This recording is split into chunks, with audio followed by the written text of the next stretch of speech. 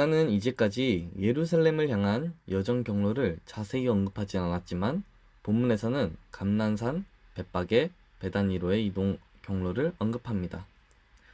구체적으로 감난산에서 예루살렘 도성에 이르는 짧은 거리는 예수님이 나귀 타고 이동하시는 장면을 상세히 설명합니다. 감람산에서 내려가는 길에 그 내용은 예수님이 예루살렘 도성과 성전에 가까이 오셨음을 알리는 구절이라고 말할 수 있겠습니다. 감람산은 구약 스가랴서 14장 4절에 종말의 메시아가 이르는 장소로 지목된 곳입니다. 감람산 근처에 도착했을 때 예수님이 2명의 제자를 보내 나귀를 풀어오게 하십니다. 누가는 나귀를 데리고 오는 것이 예수님의 정체성과 밀접하게 관련되어 있기 때문에 자세히 서술했습니다. 첫째, 나귀를 풀어오는 내용은 예수님을 통치자, 즉 왕을 암시하는 것입니다. 창세기 49장 10절에서 11절은 통치자의 나귀가 묶여 있다고 묘사합니다. 둘째, 예수님이 주로서 나귀 주인들에게 나귀를 요구하는 것은 왕의 소유권을 의미합니다. 셋째, 예수님이 나귀 새끼를 타신 것은 스가랴서 9장 9절에 예고한 왕의 모습을 연상시킵니다. 그리고 길에 겉옷을 펼치는 행위도 예후가 왕으로 입성한 전통을 상기시키므로 왕을 맞이할 때의 행동입니다. 제자들의 무리가 기뻐하며 큰 소리로 주의 이름으로 오시는 왕이 복되다고 외칩니다. 이 노래는 시편 118편 26절의 인용입니다. 이 시편은 유월절과 장막절과 오순절과 같이 큰 절기를 맞아 성전에서 예배하기 위해 예루살렘으로 오는 순례자들을 환영할 때 부른 노래였습니다. 환호 소리를 들은 어떤 바리새인들은 예수께 제자들을 꾸짖어 달라고 요청합니다. 그들은 제자들의 환호성이 하나님을 모욕하고 하나님의 뜻에서 멀다고 생각하기 때문입니다.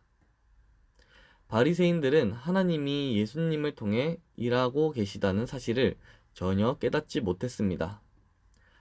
그러나 예수님은 제자들이 침묵하면 돌들이 소리를 지를 것이라고 대답하시는데, 이는 제자들의 무리가 예수님에 대해 외친 내용이 그의 정체성을 정확히 드러내고 있음을 의미하는 것입니다.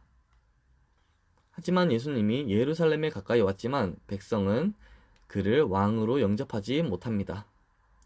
예루살렘은 2가지를 알지 못합니다. 첫 번째는 예루살렘은 오늘 평화에 관한 일을 알지 못합니다. 예수님은 진정한 왕으로 이스라엘에게 구원의 선물인 평화를 선사할 수 있으신 분입니다. 둘째, 예루살렘은 방문의 때를 알지 못합니다. 하나님은 예수님을 통해 예루살렘, 즉 이스라엘 백성을 방문하시지만 예루살렘은 깨닫지 못합니다. 하나님의 방문을 알지 못하는 예루살렘에게는 평화가 아니라 심판의 비극이 닥쳐올 것입니다. 예루살렘에 입성한 예수님은 곧바로 성전에 들어가 장사하는 자들을 내쫓으셨습니다. 예루살렘 성전은 강도의 소굴이 되고 말았습니다. 예수님을 왕으로 영접하지 않는 종교 지도자들은 하나님의 집을 이득수단으로 사용하고 백성은 평화를 얻지 못하고 있었습니다. 본디 성전은 하나님의 뜻이 선포되는 곳이어야 했습니다. 성전은 종교 기득권자들의 안전지대가 아니라 가난하고 곤궁에 처한 자들의 피난처야 했습니다. 오늘의 본문을 묵상하실 때 왕 중의 왕 되신 예수님을 인정하며 하나님의 마음을 알게 해달라고 기도하셨으면 좋겠습니다. 그리고 성전인 우리가 하나님의 뜻에 순종하는 전이 될 수 있기를 소망합니다. 감사합니다.